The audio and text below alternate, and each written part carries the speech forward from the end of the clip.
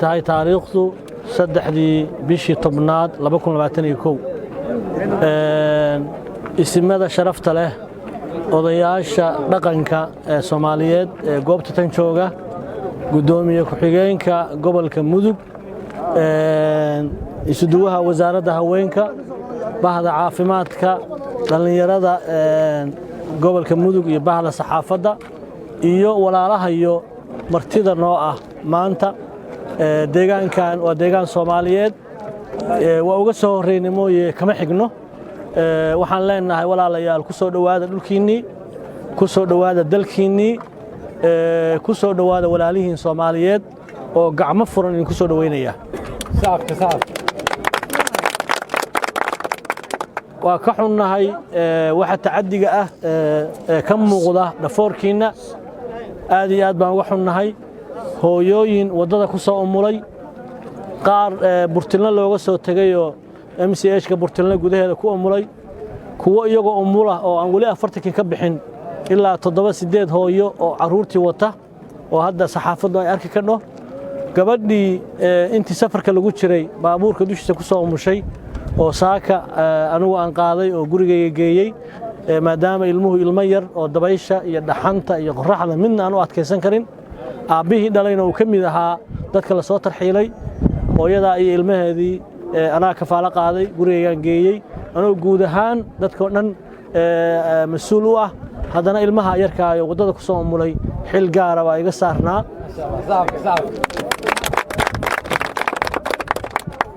aad baan uga xunnahay hooyooyinka naasaha caanuhu ka da'ayaan oo ilmahoodii oo sariirta saaran suuqa laga soo qafaalay ama laga soo kaxeeyay oo iyagu hadda ay boholyow iyo muxuu ahaa waalidnimo ay la ooyayaan ilmihii oo aan cuni karin oo aan gaarin naaska hooyadiis mooyaane sariirta uu saaran yahay runtii waa wax aad u xanuun badan qof bili aadana aan ka suurtoobi karin dhacdadaas waa dhacdo runtii aad u xanuun badan waxaan uga tacsiyeenaynaa guud ahaan ummadda Soomaaliyeed iyo gaar ahaan dadkan Soomaaliyeed ee walaalaha iyo reer South West oo ay gaar ugu dhacday ama reer Koonfur Galbeed dadka halka ilaa haddana soo gaaray waa 820 ruux 354 qof ay yihiin ilmo aan wali qaan gaarin 820 ka qof 354 qof waa ilmo aan wali qaan gaarin agabkii caanaha qaar masaasadihii ay u baahan yihiin qaar ay xafaayadihii iyo runtii arrin aad u qiiro badan ay ka muuqato hooyooyinka wata oo iyaguna ilaa 200 oo hooyo ah inta kale oo dadka qaybaha kala duwan ee bulshada ay isugu jiraan dad ganacsataa oo 35 ruux ah oo meherado ganacsi oo kala bedelan ku haystay magaalada Laascaana kamid ah waxa kamid ah dad Oromo ah oo dawladda aan dariska nahay walaalaheen dawladda Afrikaanka aan dariska nahay ka soo jeeda ayaa iyaguna kamid ah kuwii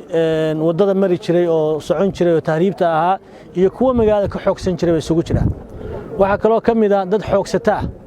oo xoogooda ku shaqo tagi jiray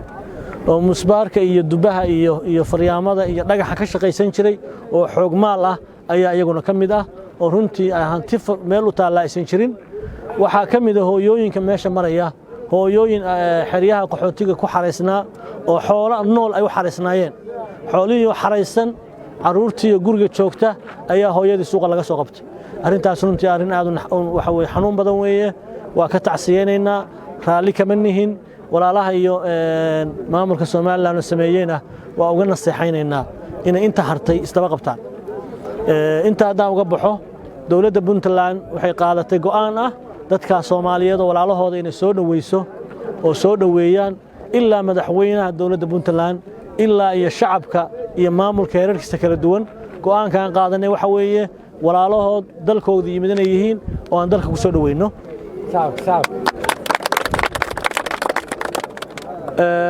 odayaasha isimada reer koonfur galbeed iyo maamulka gobolka iyo degmadu way wada fariisteen fadhigayaga waxaa ka soo baxay 3 qodob baa ka soo baxday waaweyn qodobka koowaad waxa weeye ganacsatadii 35 ahayd in odayaashu ay iyagu la wareegaan oo aan ku wareejino si hantidoodii loo baadi goobo oo waxa weeye odayaasha gacantooda aan ku wareejino dadkaas goor dhow insha Allah taala aan ku wareejin doonaa odayaasha gacantooda waa 35 nin oo ganacsato ah oo meherado kala duwan ku haystay iyo 4 dumar ah oo xaasaskoodii ah xaasaskii intii kale xaqii bay jiraan iyo hantidii marka odayaasha isimada ah oo reer koonfur galbeed iyo nabadoonnada ayaan 35 qof iyo 4 dumarka aan ku wareejinaynaa dadka soo haray iyaga rabitaankooda aan rabnaa inaan kula shaqeyno intii rabta inay nala noolaato nala joogto dalkoodii Soomaalida yimaadeen ay sidii uga shaqeysan jireen laascaanood uga shaqeystaan ama xoog ku shaqeystaan ama xeelad kale ku shaqeystaan waa soo dhaweynaynaa iyagana dhul baan siinaynaa deegaan baan siinaynaa wayna la deganaanayaan waxaan haysano ayaan qaybsanaynaa qofkii walaalkaya ah oo jecelaystay inuu safarkiisa sii wato isagana waxaan rabnaa in aan bixinno sagootinno isagoo walaalkaya naga tagay ah inaan isagana aan bixinna rabnaa 3 qodob ayaan isla qaadanay